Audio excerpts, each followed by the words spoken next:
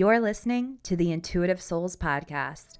I am your host, Erica Russo, psychic medium and intuitive development coach. This show is all about giving you the conversations, tools, and wisdom you need to live life the intuitive way. Whether you are waking up, wanting to develop your intuition and connection to spirit, or wanting to live a more magical life, I got you covered. I give you grounded, practical, and insightful content that helps you wake up, level up, and connect with your soul. I'm excited you are here. Let's wake up together. Hello, welcome to the Intuitive Souls Podcast. If this is your first time tuning in and you're listening to my basset hounds barking downstairs because Amazon Prime just got delivered, I'm sorry about that, but this is just how we roll. We just fucking do the damn thing, okay?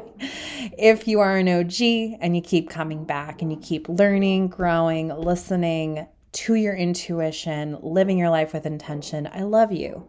Thank you for being here. Thank you for your continued support, shall I say. If this podcast is helping you, if the conversations are giving you some insight, some clarity, maybe opening up your mind to different ways of thinking, if you can head on over to iTunes and write a review, those reviews allow me to get this podcast to the ears that need to hear it.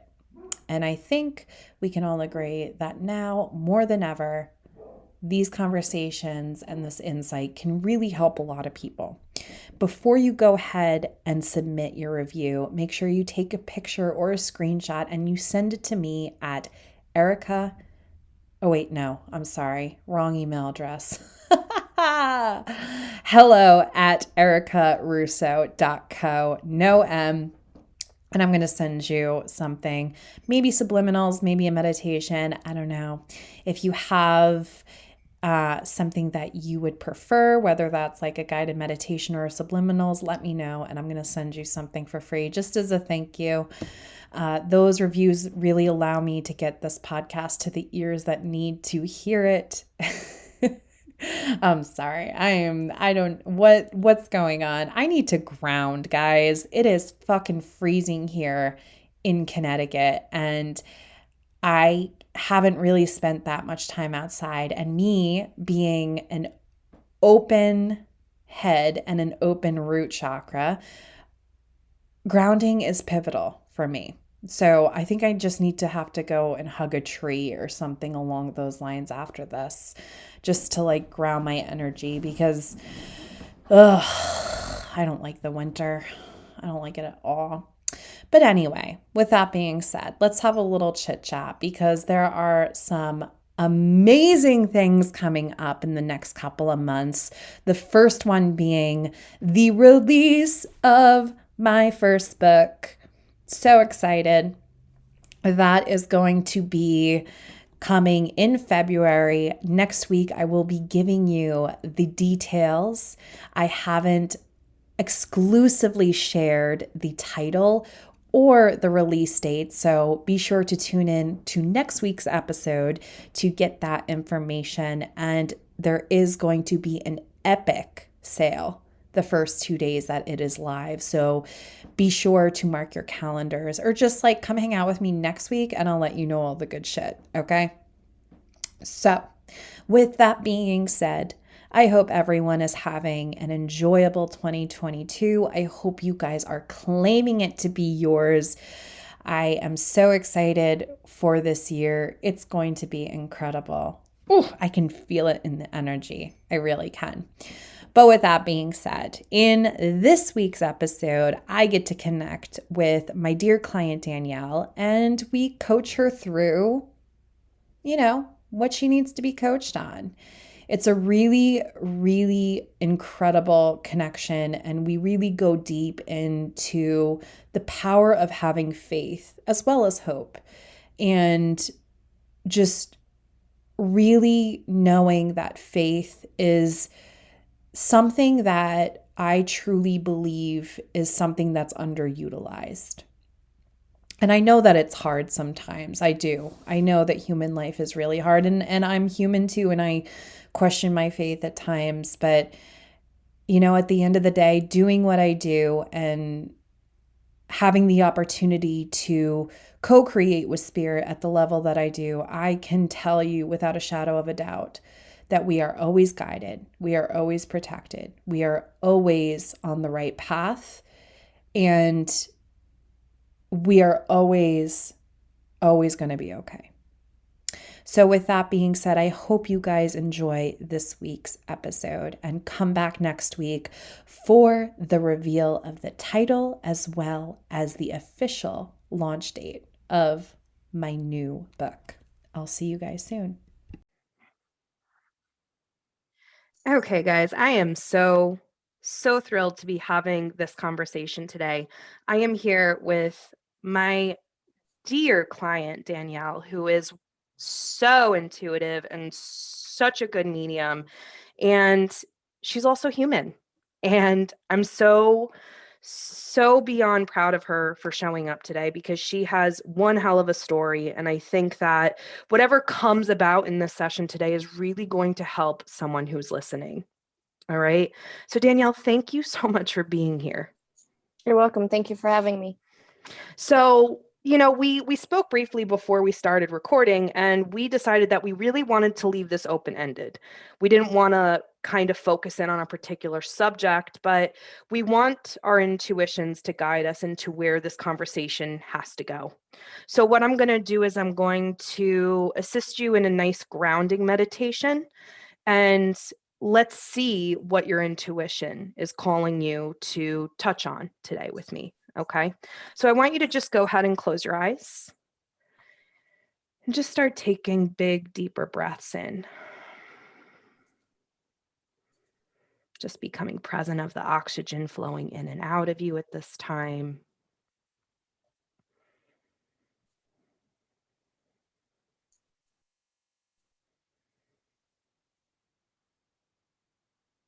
And just bringing your awareness down to the bottoms of your feet. And just envisioning roots from the bottom of your feet growing down so you're nice and centered, nice and grounded in this moment.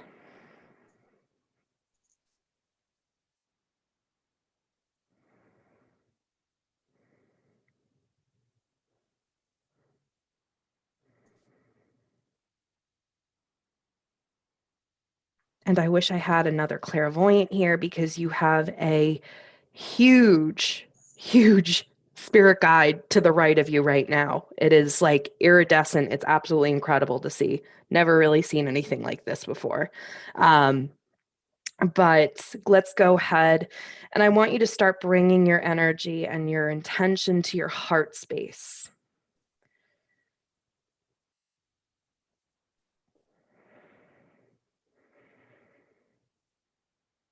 And just setting that intention to bring up a word or a sentence or anything that we should speak about today.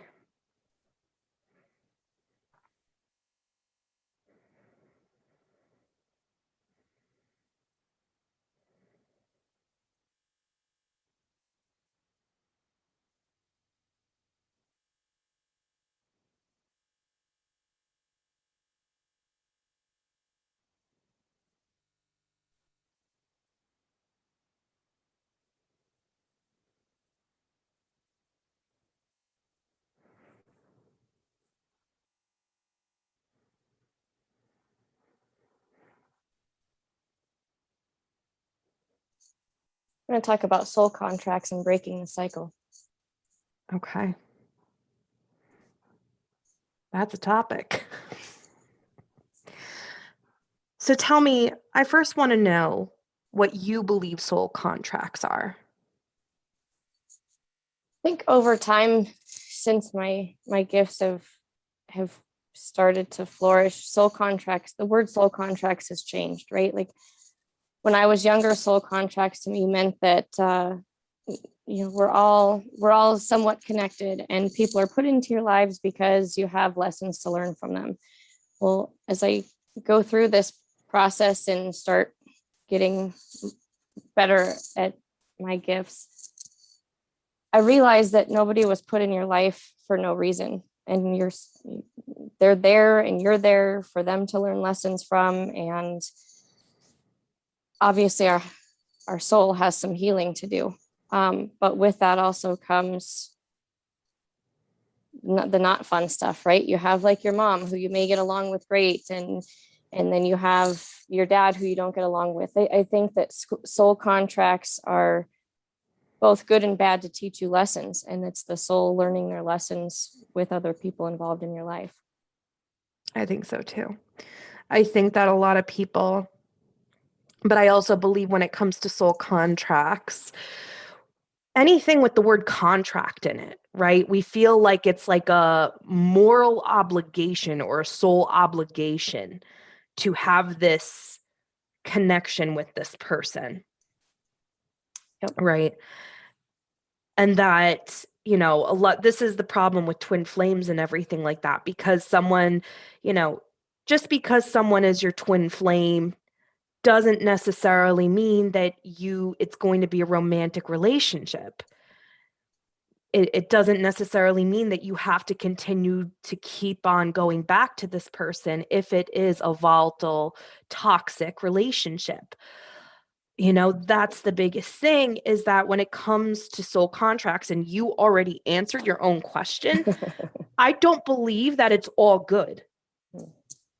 At the soul level, you choose people to be in your life because you also have to experience the bad.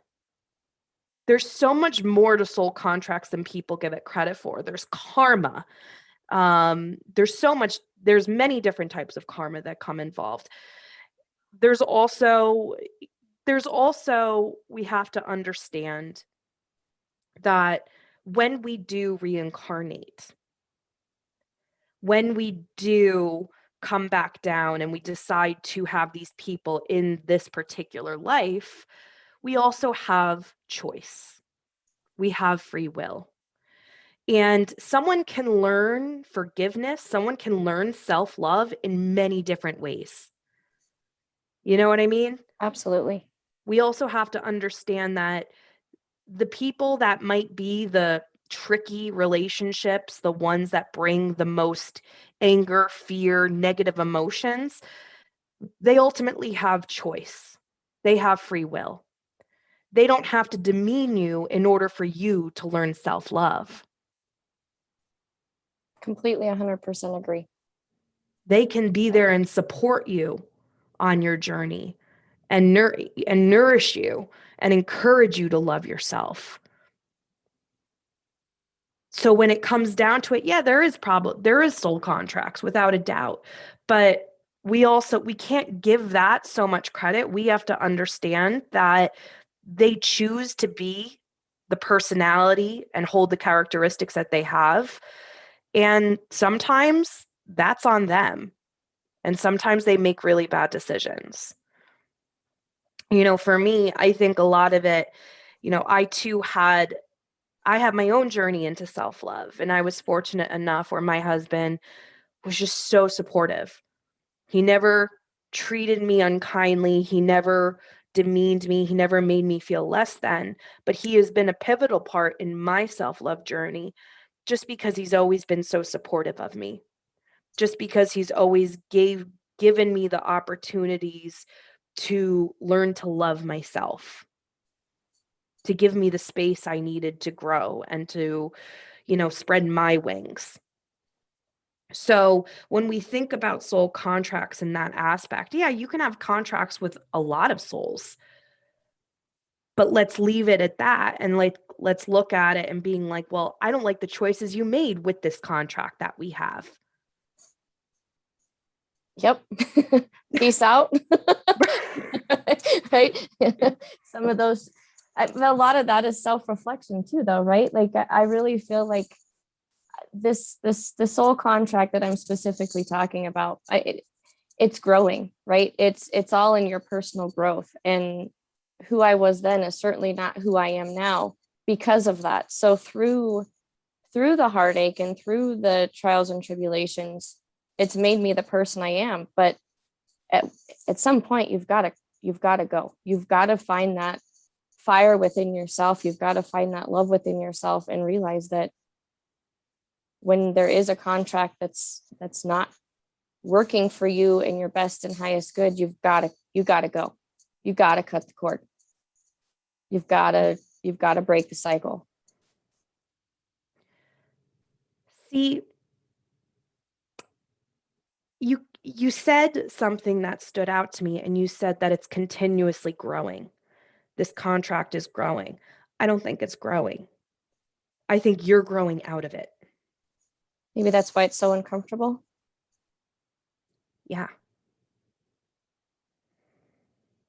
See, I think, have you ever had a relationship, a friendship, or whatever, where you were friends for so many years, and then one day you look and you just kind of feel like you've outgrown it? Yep.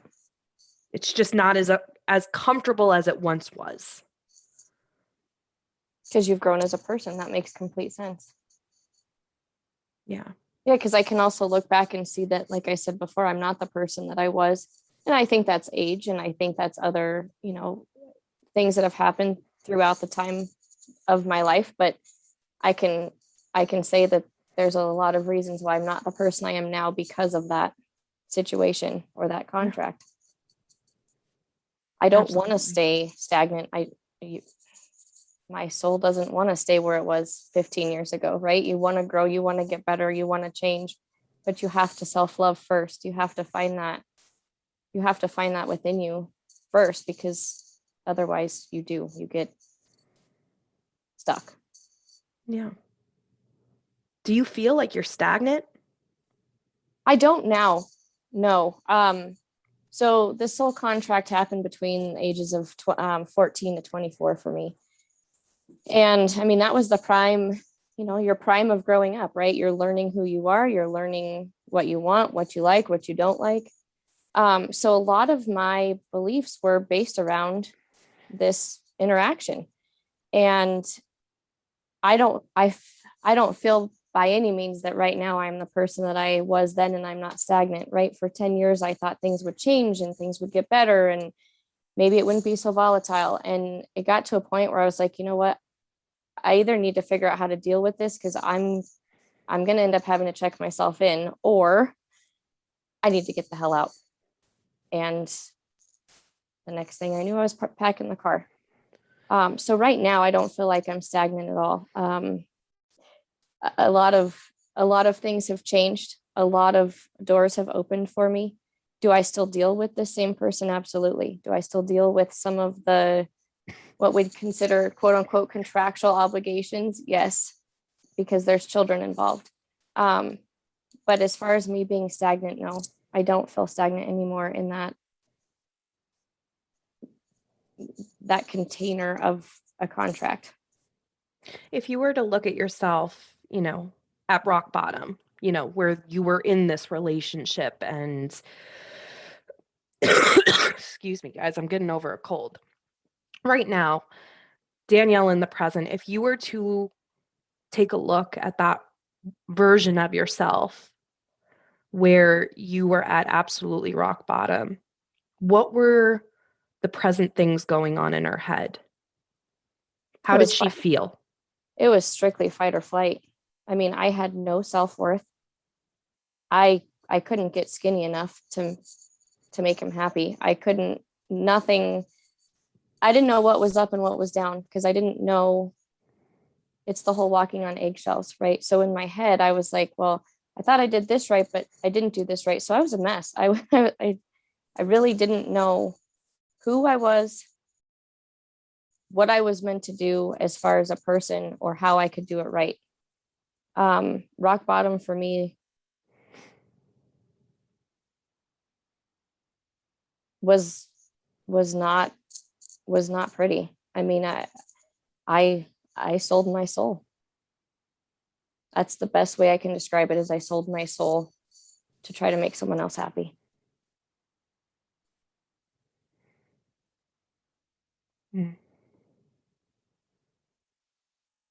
Now, what are your values now?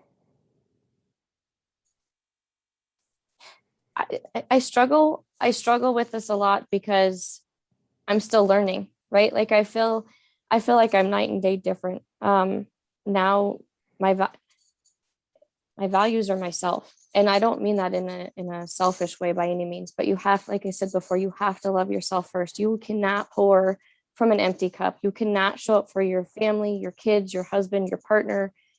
You can't show up with an empty cup and expect to be able to keep everybody afloat, so to speak, right? Like, you have to be happy with yourself. And I'm still working on that. I think we're all obviously work in progress of self-love and healing.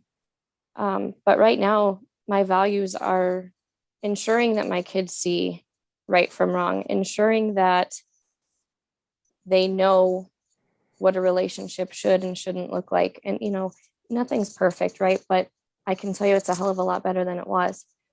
So with the values of my family and showing them and trying to help break the cycle, I also have to take a step back and realize that I have to love myself too, right? Like, you can get stuck up in the daily tasks, but you have to fill your own cup first. You have to take care of yourself. It's self-love. It all starts with you. Yeah. You said help break the cycle. You already did the hardest part with leaving the circumstances.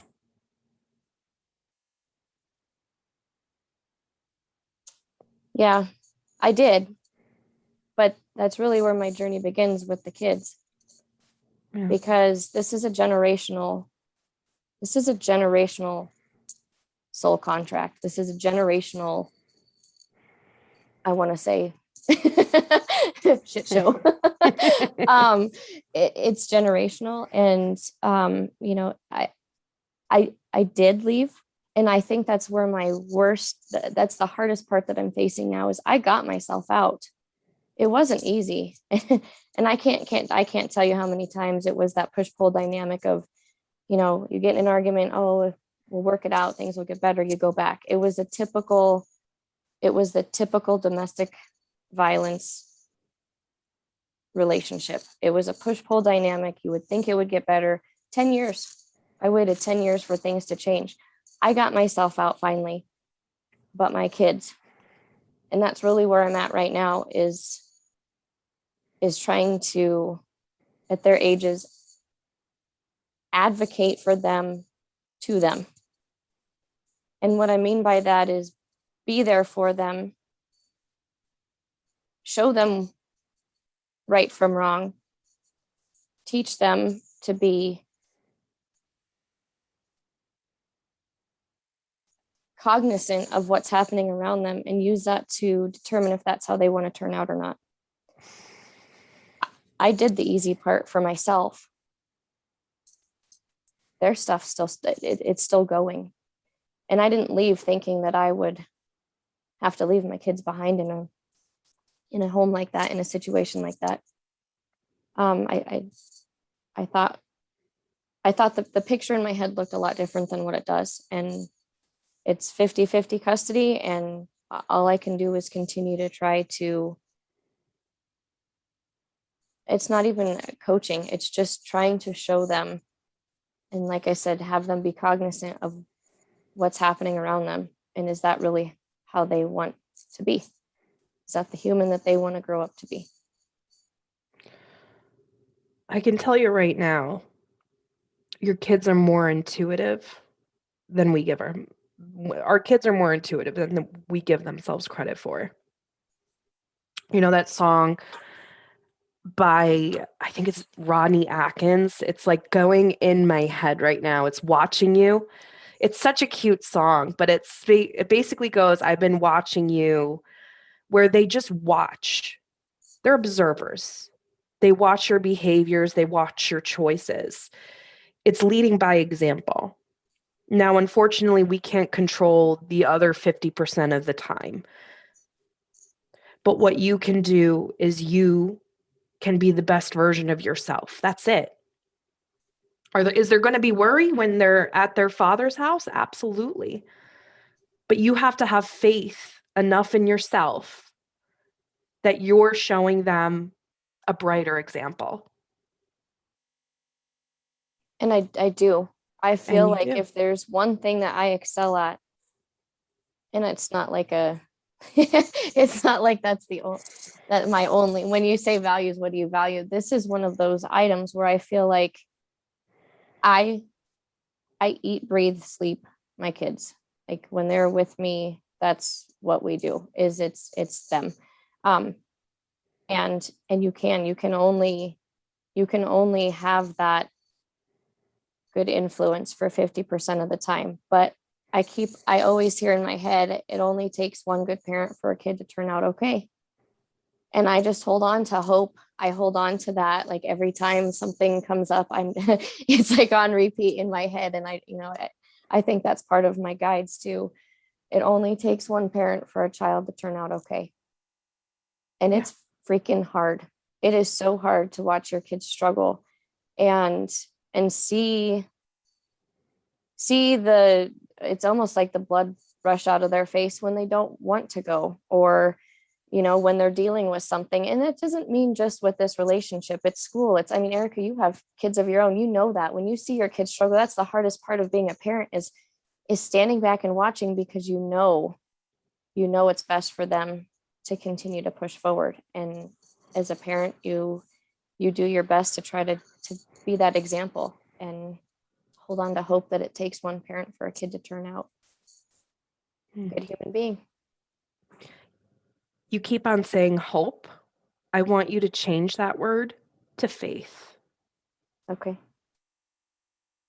Hope is something, when I think of hope, it's wishful thinking. When you hold faith, faith does not question, it doesn't tremble, it knows. You know that there's going to be some challenges along the way, and you know that your kids are going to have to fight their own battles, and they're going to have to learn lessons the hard way, and they're going to have to spend time with their father until they're 18, or when they move out and everything like that. But let's change hope to faith. Done. Faith doesn't question, it knows. In 10 years, your kids are going to be what? In their later 20s? Yeah, the mid-20s. Yeah, in their mid-20s. I think that, our teen years and our early 20s, we're just trying to figure life out. You know what I mean? Yep. We're supposed to make mistakes and everything like that. So give them that 10 years to figure their life out, figure where they want to go, what kind of man they want to be. But I promise you, I think they already get it. I have faith that they do. I know you do. It sucks, but you were in the same circumstance and you were around the same age as what they were when you went into this hurricane or this relationship or whatever we want to call it. So, at least you have an example of maybe what they're going through. Absolutely. And I think that's part of the problem. And I don't mean that as in I think that's the hard part, right? Is I know exactly what they're going through. Now the dynamics are a little bit different, kid to girlfriend, wife. But I do. And I feel helpless. And that's part of the problem, right? Again, you hold faith. You just hold faith. And there's nothing that can be done about it now other than holding faith and continuing to try to break that cycle, that generational cycle. When you talk about continuously breaking the cycle, are you talking about, because you already broke the cycle, this is the remnants of the cycle? What you've been experiencing since you left is the remnants of the cycle. And you know how they say, like, you could break something in 2 seconds and it's excruciating, but it's the healing. Right. Yes, by leaving, I did break the cycle. However, it's going to be their free will to decide how they want to be as men, as humans, as boyfriends, significant others, lovers, whatever. So by breaking the cycle, yes, I did by leaving. However, continuing to show them and be that role model and love from within out to everyone else. I can only hope that they have faith in what lies ahead for them, right? Because it's up to them.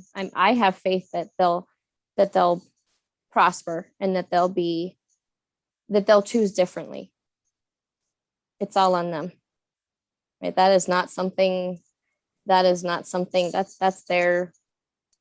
life path. That's up to them. So I think over time, and as they get older and mature, and what do they say? Boys mature after like 34. Oh God. Yeah. I do have faith that everything will be good for them. I have faith that they continue to see right and wrong, and I hope that they see it too. Like, I have faith in my heart that they do, but I don't know right now with what they're going through if we can hang that on faith, because right now I think they're hoping, which if I continue to turn my words around from hope to faith, I'm pretty sure that their hope will turn into faith as well. Yeah, I do too. It all starts somewhere, right? Yeah. How crazy, just changing one word in your vocabulary, shifting it, how it can just have such a massive impact.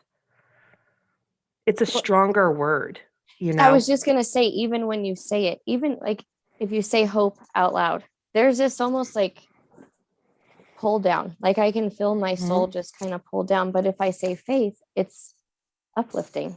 It's a huge difference. And as a human, I think you get so into the words that you use and you don't sit and reflect, right? That's the whole like manifesting, and it's all in how you say it, and be careful how you say it, right? It's just simple words like that. And that's how you grow. That's by this conversation, I've already learned something at 8 o'clock in the morning, right? It's not in it's all in the words that you say, and changing that and really honing in on that word, having faith that everything will work out just the way it's supposed to. Yeah. Yeah. Even when it doesn't look like it. That's the biggest thing. Amen Even when, that. and that's just, I was a train wreck when I was in my teens. And I remember making a lot of stupid decisions. And if I was an outsider looking into some of the decisions that I made, I would think that I was going down the wrong path now at, 34 years old. But I turned out okay. Sometimes you got to take a lot of detours in order to get to who and what you want to be. But you, as their mom, you have to have faith that regardless of how long it takes them, whether it's until they're 34, God help you. I really hope it doesn't take that long for my kids. Or if it's 2 years, they're going to get there when they have to get there. And everything's going to be okay. I have complete faith in that, Erica. I really do. There's days where it's hard to see that and it's hard to get through the muck. Yeah. But hearing stories such as yourself and hearing and seeing other people, because I wasn't like that as a kid. That's the other thing, is I belonged to him at 14, right? So I didn't make dumb choices. Well, that, you know what I mean.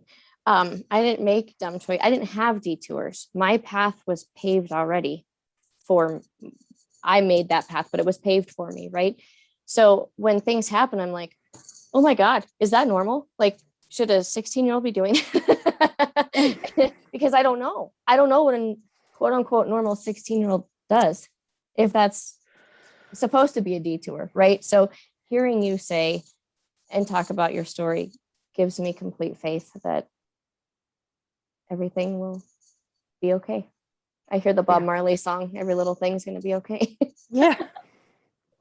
Yeah. It's, you know, it's hard because you didn't have your own example of what it really is like to be a teenager and to be an early 20-something-year-old and to just be a messy kid, you know, and trying to figure out this whole life stuff. When I think about it, it was, for me, it was scary. And, you know, a lot of us will resort to making stupid decisions, and a lot of us will resort to maybe some anger and some advanced hormones and everything like that. But it's you're gonna be okay. And one thing that I think that really helped me was the fact that I knew my time, you know, during the hardest times of my life, they were seasons. And I had to go through them and I had to weather the storm, and that my life wasn't always going to look like that. So, you know, you can, when your kids come to you and maybe when they're dealing with things and everything like that, remind them that it's just a season and that it's going to pass. And that they're going to look back at themselves in 5 years or 10 years and they're going to be like, oh my God, what was I thinking? And it will be a joke at the dinner table. Because that's what it is for me now. Well, and that visualization is awesome, right? Because to try to get through to a 15 and 16-year-old with with adult conversation doesn't really happen. But that visualization of seasons, right? I mean, you see the leaves fall off the trees in the fall and be lay dormant for a while, and then new beginnings start in spring. So that visualization for them is going to be huge. So thank you for that. You're That's welcome. really powerful. Yeah. And even Every for me storm. too. Right. Right? Like, I mean, I never really thought of it that way. Yeah. You know, every storm runs out of rain. You know, there's going to be, you know, and now that you're on your own path to, you know, spiritual development and everything like that, you're going to see things a lot clearer, not just for you, but for your children. And, you know, the best thing that you can do right now is to have faith, say it, speak it, journal it, let it be part of your vocabulary. You know, you don't have to like sit there and say, you need to have faith to your kids, because are they going to listen? Are they really going to listen? But if they hear you continuously just saying, I have faith, I want you to have faith, it's going to change something within them. Because like you said, when I hear the word hope, it doesn't have the same intensity or power that faith does. Totally agree. And if mom has faith in something, if mom has faith that I'm going to figure all of this out, that I'm going to be the man I'm supposed to be and make the choices that are going to make me be a wonderful leader or an athlete or a student or whatever, it gives them the push to go down the right path.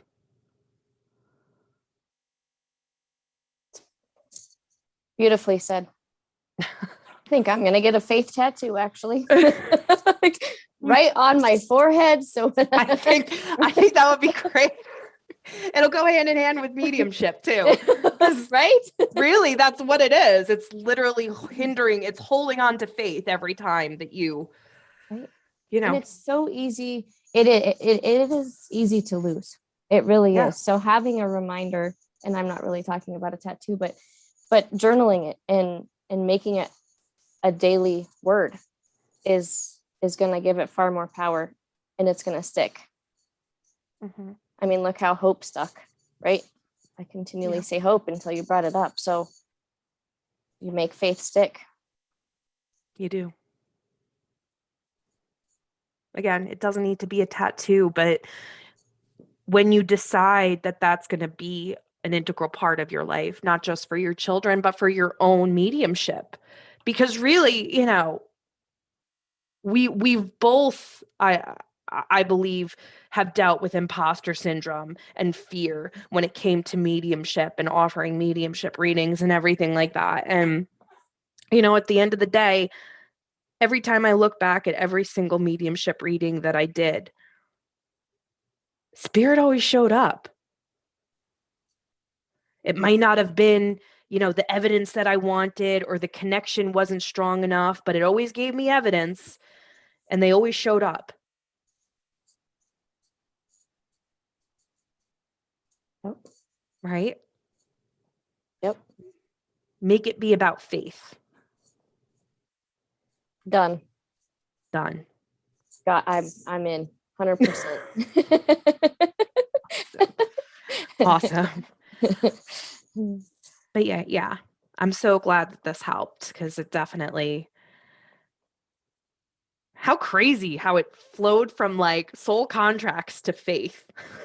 I know. Right? But I think that goes back to you saying at the beginning, when you hear contract, it's like your name is on something, right? Like you're almost putting your faith in that contract. Like, it's just what I get is that you're putting, no. You hold the faith within you, in yourself. Not, we all have those, you know, the karma and things we have to deal with. But if you hold the faith within yourself, if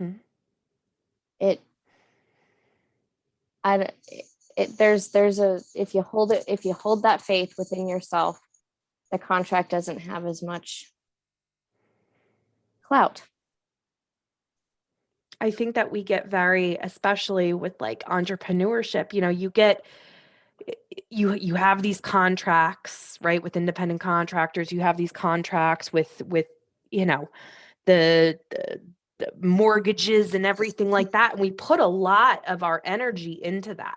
That this contract is going to make sure that somebody doesn't default on their loan, or somebody does something in the right amount of time and everything like that, or someone's going to pay you when they say that they're going to pay you. But contracts break. They default. Yep. A lot, you know? Right. But if you take that faith that we put in the contracts of life and we put it right back into ourselves, and knowing that whatever happens, if they break the contract, if they treat us unkindly, if they don't pay us, we're still going to be okay. Because we took back our faith, and the faith isn't within the contract, it's within us. Yep. Wow, that well, hot dog, we just went I just said hot dog. We just went all the way around in a circle. Oh my God. Holy crap. It's amazing how this works. Yeah. I'm like, we start here and we end here, but it's full circle. Right. It's exactly what needed to come out. And I'm sure that somebody listening is like, holy shit, like this is what I needed to hear.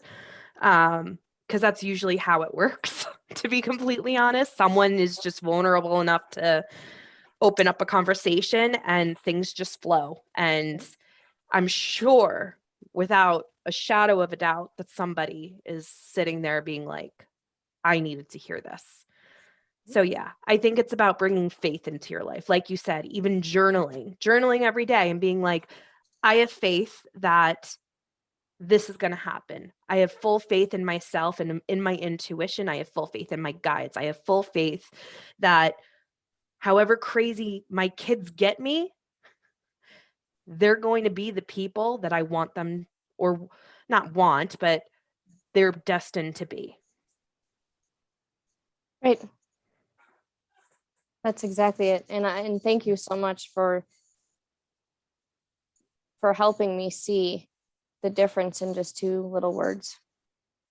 Because I know if it felt like that for me, it will feel like that for someone else too. And it does make such a big difference. So thank you for that little You're tweak welcome. that makes a huge difference.